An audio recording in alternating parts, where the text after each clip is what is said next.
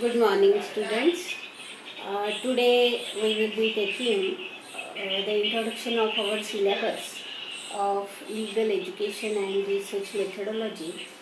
Yesterday we have seen how this subject is the background of your fourth semester, particularly for the preparation of your different research projects and to understand the research methodology behind dissertation.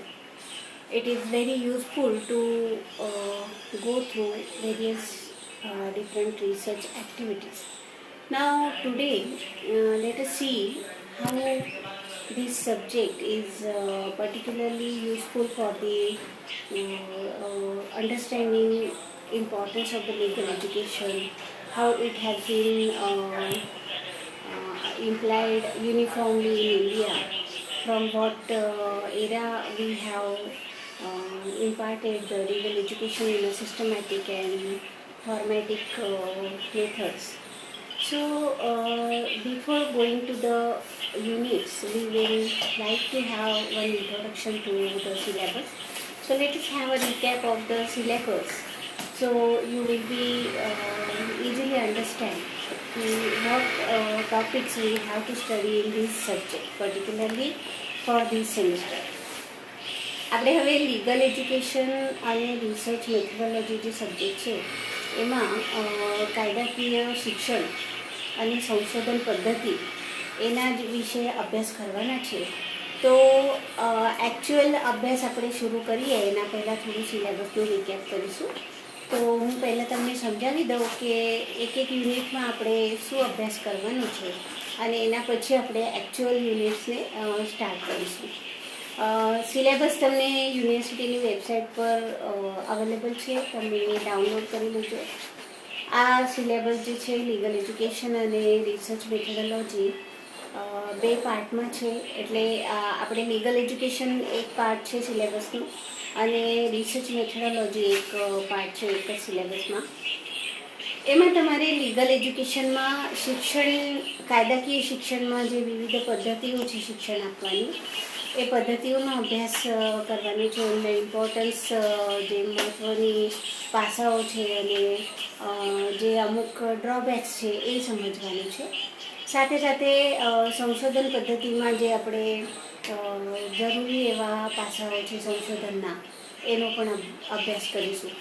તો first unit જે છે એ હું તમને સમજાવું છું કે legal education and research methodology સબ્જેક્ટનું first unit જે છે એ કહે છે કે ઓબ્જેક્ટિવ્સ ઓફ લીગલ એજ્યુકેશન, એટલે કાયદાકીય શિક્ષણ પદ્ધતિઓના જે હેતુઓ છે મહત્ત્વના, એ હેતુઓ આપણે સૌથી પહેલાં સમજવાનું કે કાયદાકીય શિક્ષણ આપવાની જરૂરિયાત કેમ છે, એ યુનિફોર્મ સિસ્ટમમાં કેમ આપવાની જરૂરિયાત છે. અને એકવાર આપણે હેતુઓ સમજમાં આવે એના પછી આપણે વિવિધ પદ્ધતિઓ જે છે લેક્ચર મેથડ ઓફ ટીચિંગ, એના મેરિટ્સ એન્ડ ડીમેરિટ્સ, પછી પ્રોબ્લેમ મેથડ ઓફ ટીચિંગ, એને પણ સમજવાનું છે. સો in the first unit we will be understanding what are the different objectives of the legal education, how we will go through lecture method, what are various merits and demerits of the lecture method, what are the drawbacks of the lecture method, how much it is useful for the students of post-graduation level, because this course is a master's course and this subject is also for the master's level, which will be very useful for the different research activities. In the same unit we will be also studying the problem methods, how in the PG level we are giving the lectures with problem method. That means problem solving method will be useful for the postgraduate level students of law. They will be actually counseling the clients and they have to think about resolving the disputes between the clients or how they have to make the arguments. In the LLB level you already have understood how to make the arguments, how to make the moot court, and now you are practicing advocate. So it is not required to teach you how to make the arguments before a judge. But problem solving method is for the legal education. That means at the postgraduate level, when you are studying different things, particularly research methodology. So, how to prepare a dissertation, how to prepare a doctrinal research report, how to prepare a clinical research report, that will be understood by this problem method. Post graduate લેવલના એટલે અનુસ્નાતક કાયદા શિક્ષણના આ જે મહત્ત્વપૂર્ણ પાસાઓ છે એમાં સૌથી પહેલાં તો તમને જે પ્રોબ્લેમ મેથડ એટલે સમસ્યા પદ્ધતિથી આપણે લીગલ એજ્યુકેશનના મહત્ત્વનું એ જાણ કરીશું. એમાં એ સમસ્યા પદ્ધતિ કેવી રીતે અપ્લાય કરવાની, કેમ કે અત્યાર સુધી તમે LLB લેવલ સુધી તમે મૂડ કોર્ટ અને આર્ગ્યુમેન્ટ્સ કેવી રીતે લખવાના કે કેવી રીતે પ્રેઝન્ટ કરવાના એ બધું સમજી લીધું છે, પાસ આઉટ થઈ ગયા છો. Now you are practising advocates, તમે કોર્ટમાં જાઓ છો, તમને પ્રત્યક્ષ અનુભવ પણ મળે છે. પરંતુ જ્યારે આપણે પોસ્ટ ગ્રેજ્યુએશન લેવલ પર LLM કરી રહ્યા છે ત્યારે જે સંશોધન પદ્ધતિઓ અપનાવવી છે એ સંશોધન પદ્ધતિઓમાં પ્રોબ્લેમ મેથડ સમસ્યા પદ્ધતિ કેવી રીતે ઉપરયુક્ત છે એનો અભ્યાસ આપણે પ્રોબ્લેમ મેથડથી કરીશું. તો ફર્સ્ટ યુનિટમાં આપણે બે વસ્તુ ભણીશું કે objectives of the legal education, હેતુઓ છે, એના ઉદ્દિષ્ટો છે. સાથે સાથે આપણે ભણીશું lecture method of teaching, merits and demerits, અને પછી આપણે ભણીશું સમસ્યા પદ્ધતિ, જે ખાસ કરીને આપણે રિસર્ચ મેથોડોલોજીમાં ઉપયુક્ત થવાની છે. ઠીક છે. હવે સેકન્ડ યુનિટ પર આપણે આવીશું. તો સેકન્ડ યુનિટમાં we will be dealing with the discussion method and its suitability at postgraduate level of teaching. What is the discussion method? As you know that till the level of undergraduate or LLB, we have studied by lecture method or use of ICT tools, PPTs, then projects, making moot courts, understanding moot courts. So that all was part of our education. Now in the first and second semester also we studied different subjects by way of learning and discussing. Now here, so discussion method that particularly deals with how you are going to discuss within your classmates and find out the solution of a particular legal problem or legal research issue or research question. So that will be the main task of this unit, and how it will be beneficial for the students of post-graduation level, because now it will not be the thing like delivering lecture and listening by the students. It's not the same thing at postgraduate level. અહીંયા આપણે જ્યારે post graduate level પર ભણી રહ્યા છે ત્યારે આપણે teacher અને સ્ટુડન્ટ્સ એકબીજા જોડે ડિસ્કશન કરે, રિસર્ચ ક્વેશ્ચન પર મહત્ત્વના પાસાઓ અંગે વિચારણા કરે, એકબીજાને એના પર ચર્ચા વિચારણા કરીને સોલ્યુશન શોધી કાઢે, એ મહત્ત્વની વસ્તુ છે. અને એ વસ્તુ હું ફરી તમને કહું છું કે આ હોલ સિલેબસ ફક્ત ને ફક્ત તમારા સંશોધન પદ્ધતિઓ અને કાયદાકીય શિક્ષણના મહત્ત્વ આ વિષય અંગે છે. તો કાયદાકીય શિક્ષણ લેતી વખતે આપણે જે વિવિધ વસ્તુઓનું જ્ઞાન લેવાનું છે, ટીચિંગ પદ્ધતિ છે એટલે શિક્ષણ પદ્ધતિ છે, સેમિનાર્સ છે, કોન્ફરન્સીસ છે, વિવિધ પ્રોગ્રામ્સમાં પાર્ટિસિપેટ કરવાનું છે. તો આ બધાના મહત્ત્વનું આમાં ઉદ્દિષ્ટ જણાવાયું છે. The seminar method of teaching, second યુનિટમાં આપણે સેમિનાર મેથડ ભણીશું. સેમિનાર મેથડ એટલે શું? એ નથી કે આપણે નેશનલ સેમિનારમાં પાર્ટિસિપેટ કરવું. તો સેમિનાર મેથડ એટલે કોઈ એક વિષય તમને આપવામાં આવે અને એનામાં સ્ટુડન્ટ્સ પોતાની રીતે તૈયારી કરે અને એક સેમિનાર, સ્ટુડન્ટ સેમિનાર ઓર્ગેનાઇઝ કરે, જેમાં એ પોતપોતાનું મંતવ્ય, પોતાના આર્ગ્યુમેન્ટ્સ રજૂઆત કરે. Students will represent and they will also present their papers on a particular subject. That will be the seminar method for your postgraduate level. Then examination system and problems in evaluation, external and internal assessment.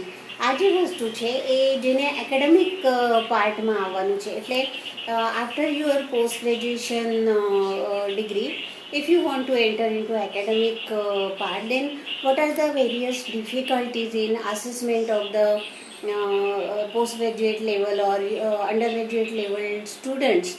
How there are certain merits and demerits, how you have to overcome different problems, એનું આપણે ખાસ ધ્યાન આ યુનિટમાં રાખવાનું છે. કેમ કે અત્યાર સુધી ગ્રેજ્યુએટ લેવલ સુધી આપણે જ્યારે પેપર્સ ચેકિંગ કરીએ છીએ, લખીએ છીએ, તો એ એક સિસ્ટમેટિક પદ્ધતિ છે જેમાં વિષય અંગે પૂછેલા પ્રશ્નોના સરળ સરળ જવાબ હોતા હોય છે.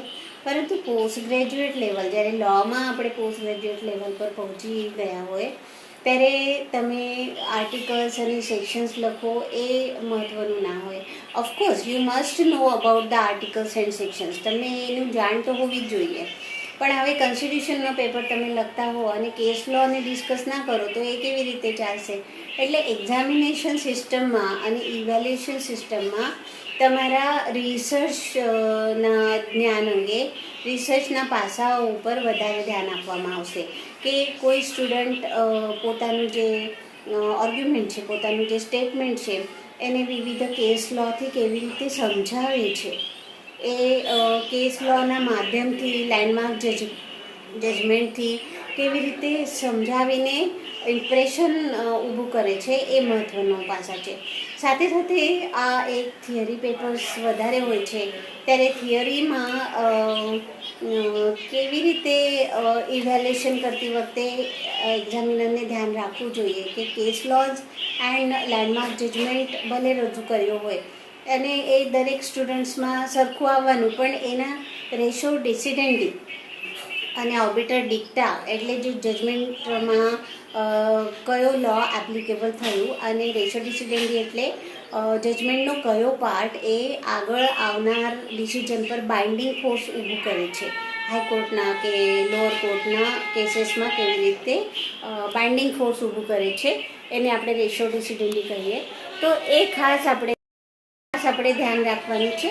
સાથે સાથે આપણે એ વસ્તુ ઓર્બિટર ડિક્ટા, એટલે કોઈ પણ ડિસિઝન લખતી વખતે જજ પોતાનું મંતવ્ય રજૂઆત કરે છે, એ જજમેન્ટનો પાર્ટ ના હોય. That will not having any binding force on the other cases, પરંતુ એ જજમેન્ટ બહુ મહત્ત્વનું હોય છે. કોઈ પોલિસી નિર્માણ કરવામાં કે કોઈ પોલિસી ઘડવા માટે એ જજમેન્ટનું બહુ જ ઇમ્પોર્ટન્સ હોય છે.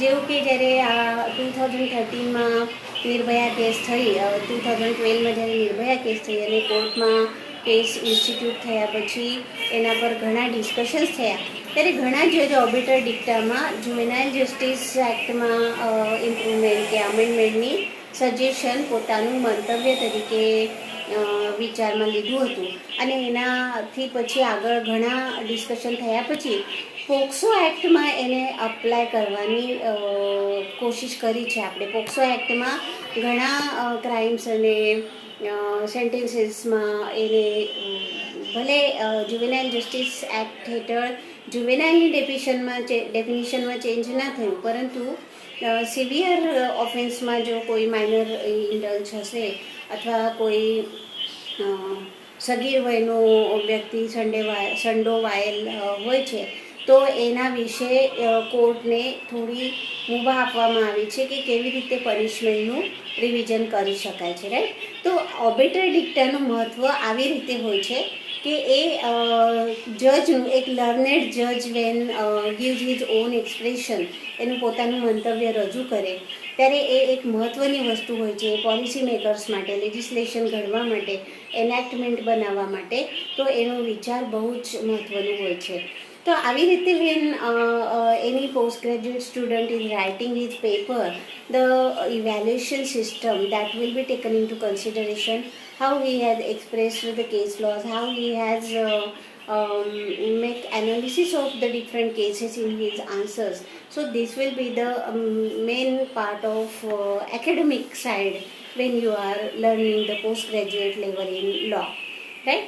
So we will see different merits and demerits of the examination system, whether the written examination is required. Now in the corona pandemic, we are also coming on online teaching and online examinations, MCQ questions. So how much they are important, how much they are useful for the students, and how much they have importance in the LLM. So this is what we have to understand in the second unit. Now in the third unit, we will be studying the student participation in law school programs, then organization of the seminars, publication of papers, journals, and other things. Then clinical legal education. So this is the most important part, clinical legal education. This means that whatever knowledge you have acquired till date, that you have to apply by your own. You can go to visit in legal camps, you can go to the villages, and then you can make the counseling with different persons for their actual problems. That will be the clinical legal education. We also have clinical legal aid in our department, so you can give your time for the clients or the needy people who are coming there for the advice, and in this way you can be a part of clinical legal education. Then we will be studying different research methods. What are the social legal research, what is doctrinal and non-doctrinal research, what is the relevance of empirical research. Now while studying this doctrinal and non-doctrinal research, or non-doctrinal means the empirical research, જેને આપણે બિન સૈદ્ધાંતિક અને બિન સૈદ્ધાંતિક સંશોધન પદ્ધતિ આપણે કહીએ છીએ. તો આ પદ્ધતિઓ ભણવા સાથે સાથે આપણે પ્રોજેક્ટ પણ કરીશું. એનાથી શું થાય કે જે ચોથા સેમિસ્ટરમાં તમને ડોક્ટ્રિનલ રિસર્ચ છે, નોન ડોક્ટ્રિનલ રિસર્ચ છે, તો એની તૈયારી તમારી થર્ડ સેમિસ્ટરમાં જ પૂરી થઈ જશે. તો એ વસ્તુ ખાસ ધ્યાન રાખવાની કે આ સૈદ્ધાંતિક રિસર્ચ સંશોધન પદ્ધતિ કોને કહેવાય અને બિન સૈદ્ધાંતિક સંશોધન પદ્ધતિ કોને કહેવાય, એ સમજવાની સાથે સાથે જ આપણે સંશોધન કેવી રીતે કરાય છે એનું પ્રેક્ટિકલ પણ પ્રોજેક્ટ પણ આપણે સાથે સાથે કરીશું. ચોથા યુનિટમાં આપણે ભણીશું identification of the research question or research problem. તો રિસર્ચ એટલે કે સંશોધનની શરૂઆત જ રિસર્ચ પ્રોબ્લેમ શોધવાથી થાય છે. How to find out a research problem. Now again I will repeat, yesterday I also have taken this point that research, legal research cannot be sole research. It is always socio-legal research. क्योंकि સમાજ હોય તો જ આપણે કાયદાનું પાલન કરી શકાય, કાયદાનું એપ્લિકેશન કરી શકાય. તો law is for the society, law is for the human being. અને હ્યુમન બિંગ એ સમાજમાં રહેતો હોય ત્યારે સમાજ સાથે જોડાયેલ જેટલી પણ સમસ્યાઓ છે એ સમસ્યાઓ અંગે જ્યારે આપણે કાયદાકીય સંશોધન કરીએ છીએ ત્યારે બની જાય છે સોશિયો લીગલ રિસર્ચ. તો આપણે એ ખાસ ધ્યાનમાં રાખવાનું કે legal education or legal research is always socio legal research. ત્યારે સૌથી પહેલાં સંશોધનની સમસ્યાને આપણે શોધવાનું હોય છે. કોઈ પણ રિસર્ચ કરતી વખતે આપણે સૌથી પહેલાં એક ટોપિક લેવાનો હોય છે. એ ટોપિક એટલે કોઈ કાયદો જ લેવો જરૂરી નથી. તો સમાજમાં ઊભી થયેલી જેટલી પણ સમસ્યાઓ છે એના અંગે કાયદો શું કહે છે, કાયદાના અંદર એને કેટલા પ્રોવિઝન્સ અપાયેલા છે, કયા બેનિફિટ્સ આપેલા છે, કઈ પનિશમેન્ટ આપેલી છે, એ બધા પાસાઓનો અભ્યાસ એટલે સોશિયો લીગલ રિસર્ચ. એ સમાજ અને વિધિક સંશોધન જેને આપણે કહી શકાય, રાઈટ. દાખલા તરીકે આપણે જો કહીશું કે અત્યારે ઓનલાઈન એજ્યુકેશન ચાલી રહ્યું છે, ત્યારે એવા કેટલા વિદ્યાર્થીઓ હશે ગામડાઓમાં કે જેમની પાસે પર્સનલ મોબાઈલ ઉપલબ્ધ ના હોય, મમ્મી કે પપ્પાનો મોબાઈલ યુઝ કરવાનું થાય અને એ લોકો કામ પર થાય ત્યારે જાય ત્યારે મોબાઈલ તો ઓફકોર્સ પોતાની સાથે લઈ જાય. તો એ લોકોના એજ્યુકેશનનું શું? રાઇટ ટુ એજ્યુકેશન તો આપણે આપી દીધું છે, પણ સ્કૂલો બંધ છે ત્યારે રાઇટ ટુ એજ્યુકેશનનો અમલ તમે કેવી રીતે કરશો? So this is also one type of social legal research. In the era of this corona pandemic, you can make research on how to deal with the right to education of the needy people, needy children in such pandemic situation. So આવી રીતે તમારે શોધવાનું હોય છે કે સમાજમાં અત્યારે કાયદાકીય બાબતમાં કેવા પ્રકારની સમસ્યાઓ ઉપસ્થિત થાય છે, તો એ સમસ્યાઓ પર કેવી રીતે સંશોધન કરી શકાય. તો ચોથા યુનિટમાં આપણે સંશોધનના વિવિધ પાસાઓ, identification of the research problem, survey of available literature, bibliographic research, legislative materials, કેવી રીતે રિસર્ચને આગળ ધપાવવાનું છે, એ બધી વસ્તુઓનો અભ્યાસ આપણે કરીશું. જેમ જેમ આપણે એક એક યુનિટ પર આવીશું એ રીતે ફરીથી એ યુનિટને રિવાઇઝ કરીશું. એ યુનિટમાં કયા કયા વસ્તુ આપણે શીખવાના છે અને એક એક પોઈન્ટને આપણે ઇલેબોરેટ કરીશું. Now we will come to the unit 5, preparation of the research design. હવે આ એક વસ્તુ છે, whenever you are passing out third semester and you will be entered into fourth semester, you have to make dissertation and you have to understand about what are the research design, because unless you identify a research question and then you don't know about how to formulate what are the steps of the research, you will not be able to present a research proposal. તો research proposal આપણે present કરવાનું હોય છે, એના પછી જ આપણે PhD માટે રજીસ્ટર થઈ શકાય.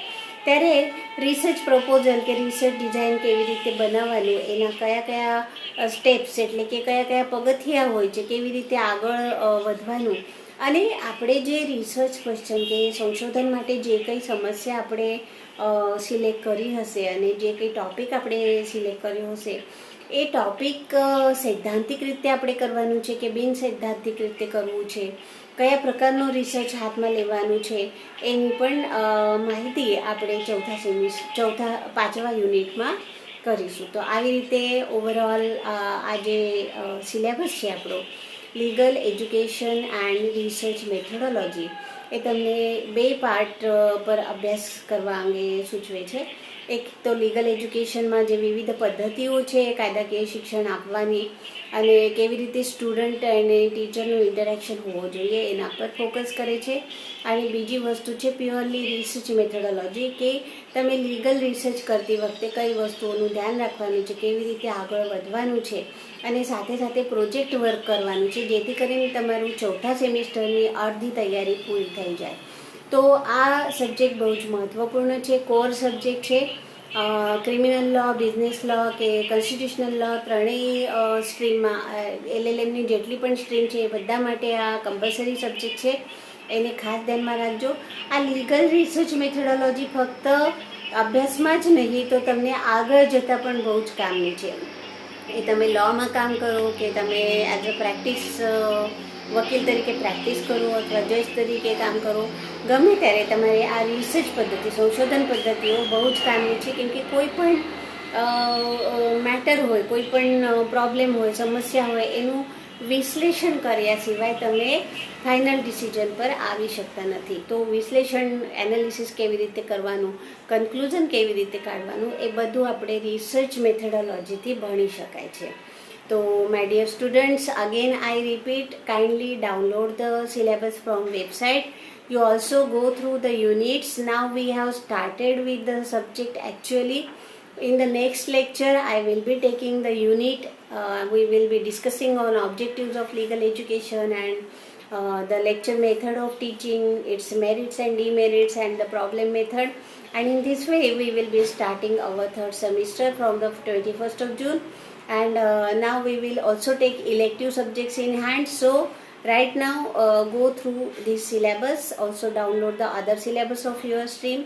5 syllabus તમે ડાઉનલોડ કરી રાખો, એને એકવાર વાંચી જાઓ અને જેમ જેમ એક એક લેક્ચર આગળ આવતું હશે એ તમારે ખાસ સાંભળી લેવાનું. One thing again I repeat, તમે લોકો જ્યારે પણ ગ્રુપમાં અમે યુટ્યુબની લિંક મોકલીએ છીએ ત્યારે એ નોટ ડાઉન કરી રાખો. કેમ કે એક જ વોટ્સઅપ ગ્રુપમાં અમે 3-4 ફેકલ્ટીઝ લેક્ચર્સ નાખવાના, એમાં લિંક શેર કરવાના અને પછી એ લિંક ક્યાંક ખોવાઈ જાય અને પછી તમે લેક્ચર મિસ કરો તો ફરી અમે મૂકી નહીં શકતા. કેમ કે એ લેક્ચરની જે સ્પેસ છે એ વધારે છે અને ફરીથી એને અપલોડ કરવું અમારા માટે પણ અઘરું થઈ જાય છે. તો પરમ દિવસે મેં લેક્ચર મૂક્યું છે, પ્રજ્ઞા મેડમ પણ લેક્ચર મૂકવાનું ચાલુ કરી દીધું છે. તો તમારે તરત જ આજથી લેક્ચરના જે લિંક છે એ લખી રાખો નોટબુકમાં અને જેમ જેમ ટાઈમ મળે એમ તમે એ ડેટ વાઇઝ લેક્ચર સાંભળી લેવાનું. તો આવી રીતે તમારો અભ્યાસ આગળ વધતું જાય અને છેલ્લે તમારા પર કોઈ લોડ ના આવે. બરાબર? તો નેક્સ્ટ લેક્ચરથી આપણે એકચ્યુઅલ યુનિટને સ્ટાર્ટ કરીશું.